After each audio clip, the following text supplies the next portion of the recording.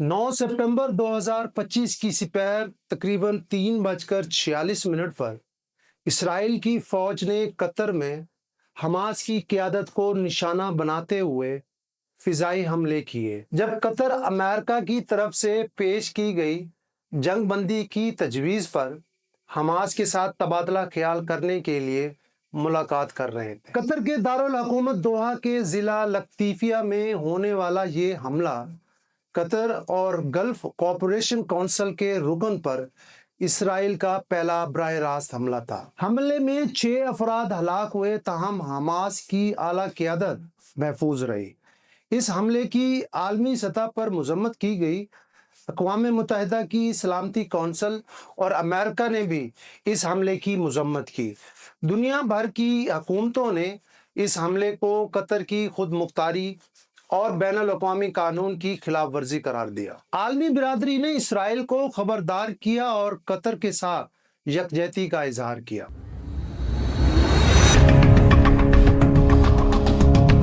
قطر 2012 سے حماس اور اسرائیل کی سیاسی قیادت کی جنگ بندی پر میزبانی کر رہا ہے۔ حماس اور اسرائیل کی سیاسی قیادت کی میزبانی کا یہ اقدام امریکن گورنمنٹ کی درخواست پر کیا گیا۔ حماس کی سینئر اراکین خالد مشعل، جو حماس کے پولیٹیکل بیورو کے چیئرمین رہے ہیں، اسماعیل ہنیہ، خلیل الحیہ اور موسیٰ ابو مرزوق جنگ بندی پر میٹنگ میں شامل تھے۔ 7 اکتوبر 2023 کے حملوں کے بعد جب سے غزہ کی جنگ شروع ہوئی، اسرائیل نے حماس کے تمام رہنماؤں کو ہلاک کرنے کا عزم کیا۔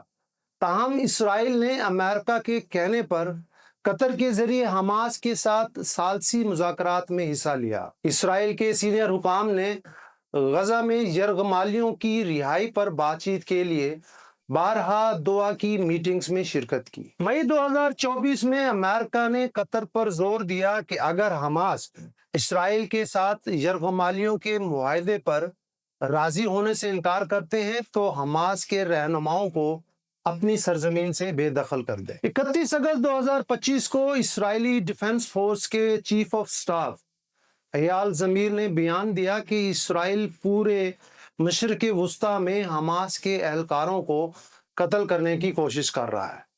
حماس کو ہم سے چھپنے کی کوئی جگہ نہیں ملے گی اور حماس کے تمام اراکین کو جہاں بھی پایا گیا ہم انہیں مار دیں گے۔ 7 ستمبر کو جنگ بندی کے معاہدے پر دوحہ میں ہونے والا اجلاس ختم نہ ہو سکا اور اگلے دن اجلاس دوبارہ بلانے کا فیصلہ کیا گیا، لیکن اگلے دن اسرائیل نے اجلاس والی جگہ پر فضائی حملہ کر دیا۔ We have breaking news that's coming out from here, from the Qatari capital, where the Israeli military has confirmed that it's carried out a targeted assassination on Hamas. We heard loud explosions that were heard across Doha.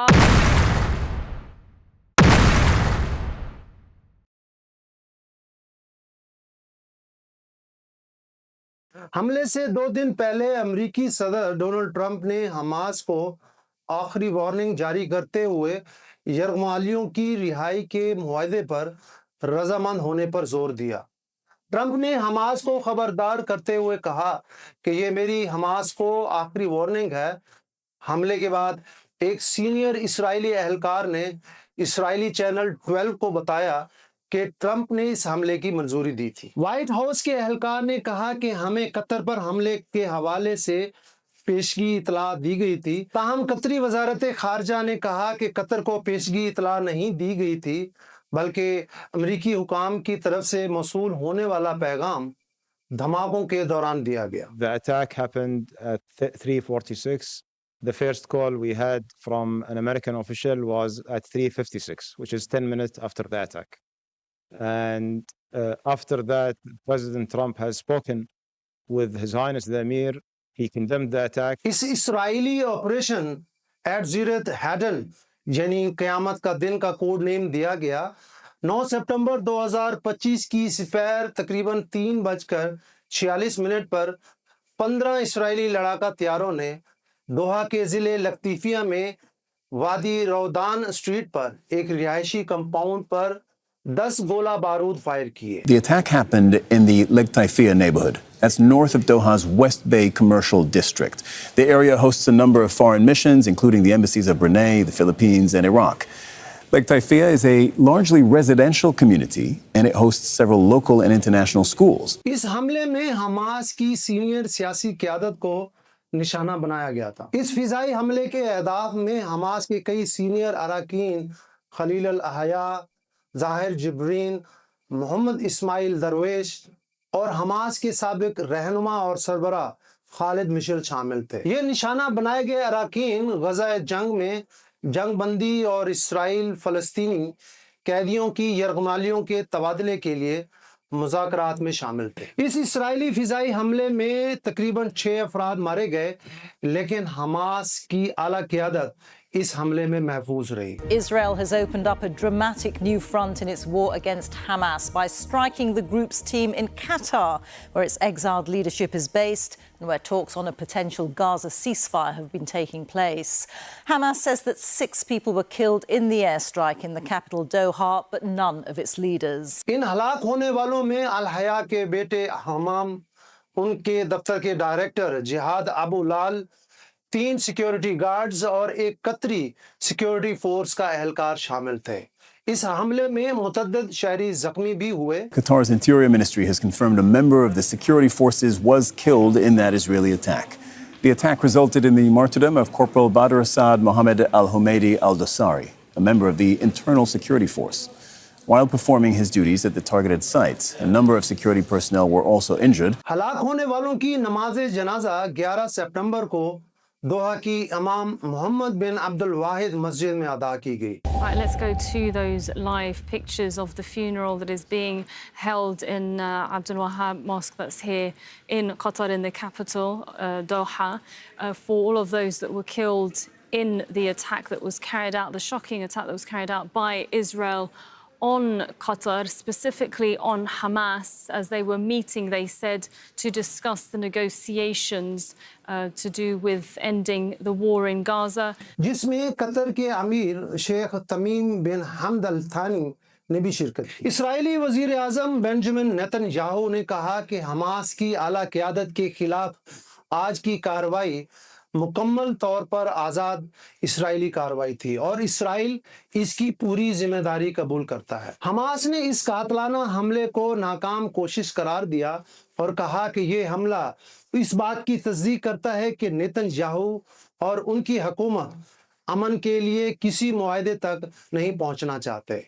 इसमें यह भी कहा गया कि हम अमरीकी इंतज़ामिया को इस जुर्म के लिए मुश्तरका तौर पर जिम्मेदार ठहराते हैं। इसकी वजह से हमारे लोगों के खिलाफ जहरियत की मुसलसल हिमायत की जा रही है। कतर ने इस हमले को बुज़दिलाना और बैनुल अक़वामी कानून और खुद मुख्तारी की खिलाफ वर्जी करार देते हुए इसे रियासती दहशतगर्दी करार दिया। डोनाल्ड ट्रंप ने कहा कि वो कतर के अंदर होने वाले हमले से बहुत नाखुश हैं और उन्हें बदकिस्मती से इसे रोकने में बहुत देर हो गई।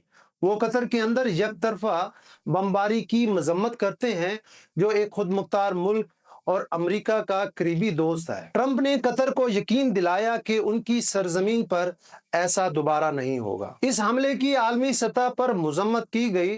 गल्फ कोऑपरेशन काउंसिल ने इस हमले को काबिले नफरत और बुज़दिलाना करार दिया। बाशमूल अक़वाम मुत्तहिदा की सलामती काउंसिल, कनाडा, फ्रांस, तुर्की, रूस, बरतानिया, Indonesia, Malaysia, Iraq, Marrakesh, Saudi Arabia और पाकिस्तान की हुकूमतों ने इस हमले की मजम्मत करते हुए इसे कतर की खुद मुख्तारी पर हमला करार दिया। तमाम ममालिक ने इस हमले को बैनुल अक़वामी कानून की खिलाफ वर्जी करार दिया और कतर के साथ यकजहती का इजहार करते हुए कतर की मुकम्मल हिमायत का ऐलान किया। अरब लीग ने कहा कि इसराइल का ये रवैया अब तमाम तयशुदा बैनुल अक़वामी असूलों और बैनुल अक़वामी कानून के हर असूल से बालातर हो गया है, जो कानून का मजाक उड़ा रहा है और बैनुल अक़वामी बरादरी इसराइल के इस शर्मनाक इक़दामात को नज़रअंदाज कर रही है। दोहा में होने वाले जंगबंदी के मुज़ाकरात के आरज़ी या मुस्तक़बिल खात्मे की तवक्को थी, لیکن اس فضائی حملے سے ظاہر ہوتا ہے کہ اسرائیلی حکومت جنگ بندی پر بات چیت میں دلچسپی نہیں رکھتی۔ اگر صدر ٹرمپ کو حملے کا علم تھا اور اس نے حملے کی اجازت دی تھی تو یہ امریکہ کی طرف سے مذاکراتی راستے کو ختم کرنے کا اشارہ تھا۔ سوال یہ ہے کہ اگر امریکہ اور اسرائیل نے ایسا ہی کرنا تھا تو پھر امریکہ نے قطر کو طویل عرصے سے اس امن مذاکراتی کھیل میں کیوں گھسیٹا؟ ہماری اس ویڈیو کو دیکھنے کا بہت بہت شکریہ۔ ہمارے چینل کو سبسکرائب، لائک اور شیئر کریں۔ اپنا بہت سارا خیال رکھیں۔ ملتے ہیں نئے ویڈیو کے ساتھ۔